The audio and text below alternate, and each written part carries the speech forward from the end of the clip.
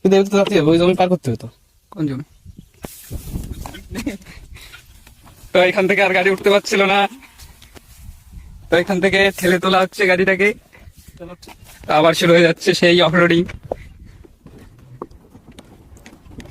আর কি চাই guys, electric scooty নিয়ে অফরোডিং। তো যাদের সন্দেহ ছিল যে ইলেকট্রিক স্কুটি অতটা মজবুত নয়, তাদের জন্য ভিডিওটা দেখে রাখো তোমরা সবাই। গাইস অনেক কষ্ট করে ওইখান থেকে আমরা গাড়িতে করে অফরোডিং করে করে এইখান থেকে এইখানে পৌঁছালাম। এখন এখন গাড়িটা দেখা হচ্ছে, দেখো গাড়ি এখনো পুরো ঠিকঠাক আছে, কোনো অসুবিধা হয়নি গাড়িতে। তো যাদের মনে অনেক সন্দেহ ছিল, স্কুটি নিয়ে আপনি অপারেট করতে পারবেন না, তাদের জন্য বলছি। পারে ভাই, সব পারে। এতে পিকআপ অনেক কম, এতে পিকআপ। চল। তো গাড়িটা পুরো ঠিকঠাকই আছে।